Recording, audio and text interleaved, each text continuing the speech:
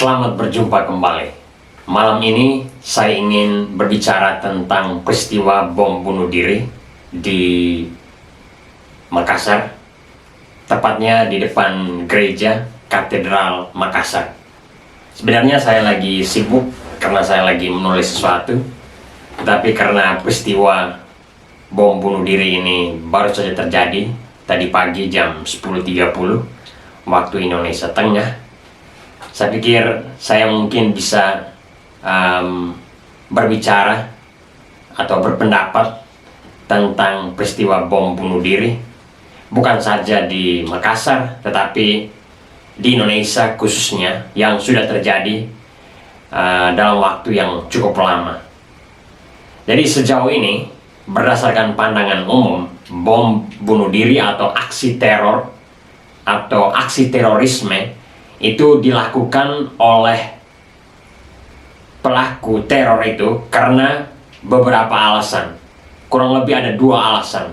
Yang pertama itu alasan bahwa pelaku teror itu salah menginterpretasi ajaran agamanya sehingga dia melakukan aksi terornya. Karena itu kadang-kadang orang berkesimpulan secara keliru bahwa aksi teror yang dilakukan oleh seseorang itu dikaitkan dengan latar belakang agama dari pelaku teror. Sebenarnya menurut saya itu tidak ada kaitan sama sekali.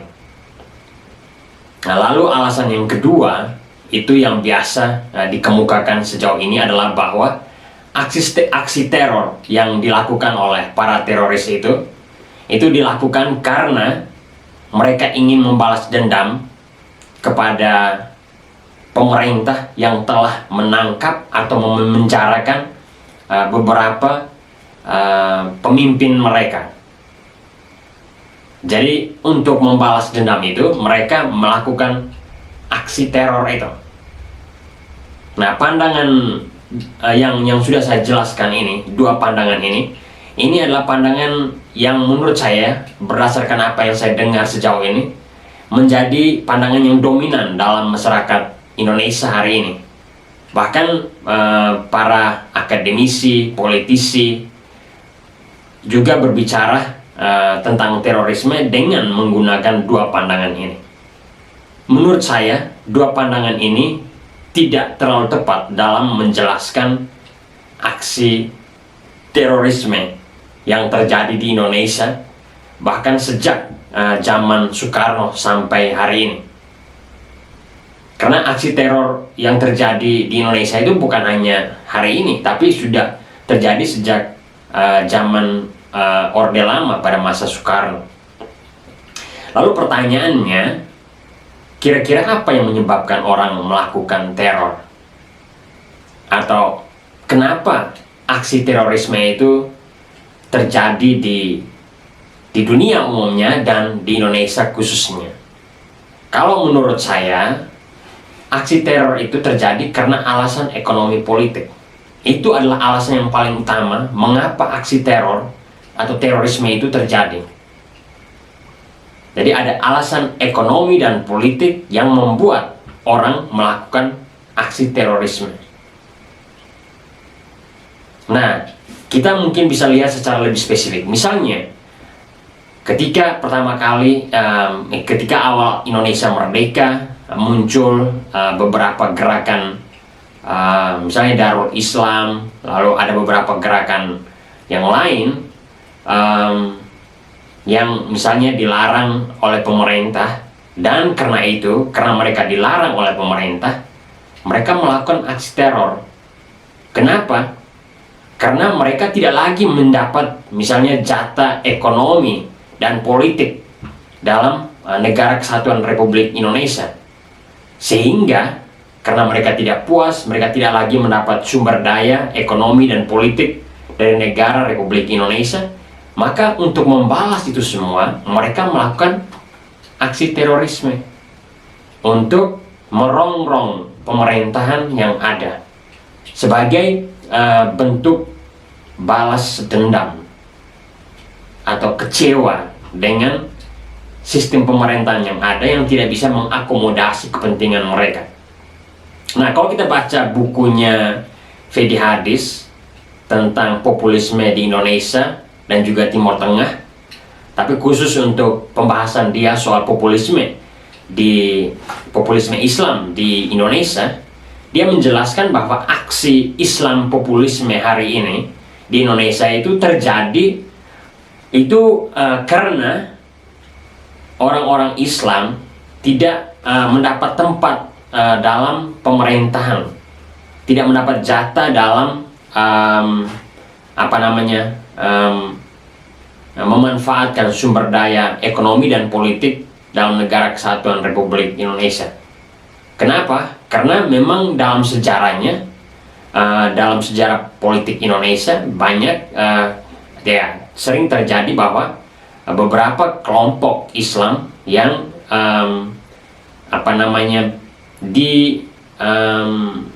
diskriminasi atau dilarang untuk eksis dalam negara kesatuan Republik Indonesia. Misalnya seperti yang saya bilang tadi soal Darul Islam, itu kan pernah dilarang. Lalu Masyumi pernah juga dilarang pada masa Soekarno. Lalu ya ada hubungan yang kadang-kadang akrab dan kadang-kadang tidak akrab antara negara kesatuan Republik Indonesia atau pemerintah Indonesia dengan Islam. Dan hubungan timbal balik yang kadang-kadang pasang naik dan kadang-kadang pasang surut ini, itu tidak jarang di antara hubungan itu kerap timbul aksi teror itu. Jadi itu alasan pertama ya. Alasan pertama adalah bahwa aksi teror itu terjadi karena pihak-pihak yang melakukan teror itu merasa bahwa mereka tidak mendapat jatah ekonomi dan politik dalam negara kesatuan Republik Indonesia. Karena itu mereka melakukan aksi teroris atau aksi terorisme itu. Oke, lalu alasan kedua menurut saya adalah bahwa aksi terorisme itu terjadi karena orang-orang yang berpikiran lain, orang-orang yang mungkin dianggap radikal, itu tidak mendapat ruang untuk mengemukakan pendapatnya. Ini saya pikir di Indonesia, kita ya sebagai bangsa Indonesia mungkin kurang memberikan ruang, terutama ruang diskursus ya, dalam memberikan kesempatan untuk orang yang mungkin berpikiran lain untuk mengemukakan pendapatnya, dan pendapatnya itu didebatkan secara publik, baik itu di kampus atau di tempat lain yang mana argumentasi mereka bisa dipersoalkan, diperdebatkan secara bebas di ruang publik. Dan menurut saya sejauh ini tidak ada. Jadi kita kalau misalnya lihat orang yang sedikit radikal, kita langsung cenderung menjauhi atau tidak memberi ruang untuk orang itu mengemukakan pendapatnya. Dan ketika dia mengemukakan pendapatnya, kita bisa berargumentasi atau mengadu argumentasi dengan pendapatnya dia. Nah, karena tidak ada ruang seperti ini, jadi orang yang mungkin ya berpikiran radikal itu tidak bisa mengubah pikiran radikalnya atau pikirannya yang mungkin keliru, tidak bisa dia rubah karena pikirannya itu tidak pernah ditantang, tidak pernah dibedah di ruang publik. Sehingga orang yang dengan pikiran yang radikal, yang tidak toleran, itu tetap terus memiliki pemikiran seperti itu. Nah, berdasarkan pengalaman saya kadang-kadang misalnya saya berpikir A, tetapi ketika saya berdiskusi dengan teman saya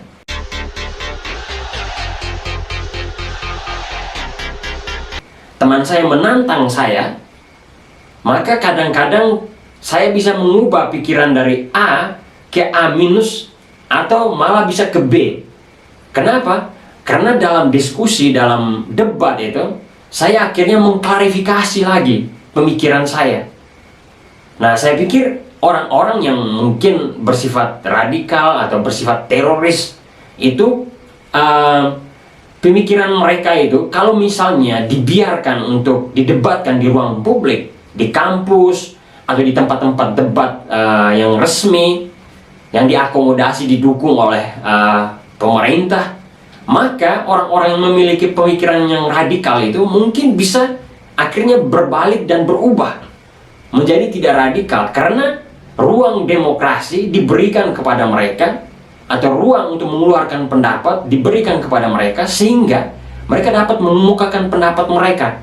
Dan ketika mereka mengemukakan pendapat mereka, ditantang oleh pendapat yang lain, dan mereka akhirnya menyadari bahwa pemikiran mereka keliru, maka di sanalah mereka bisa berbalik. Berbalik dalam arti mungkin tidak lagi menganut pemikiran yang radikal, pemikiran yang keliru. Jadi sebenarnya di Indonesia menurut saya ruang demokratisasi itu harus diberikan, baik kepada orang yang berpikiran radikal atau agak lain, dengan orang yang berpikiran normatif seperti orang kebanyakan. Ruang ini harus diberi, dan negara harus melindungi orang mengeluarkan pendapat seperti itu, baik pendapat yang radikal maupun yang tidak radikal, di dalam ruang publik, supaya pemikiran-pemikiran itu didebatkan di ruang publik.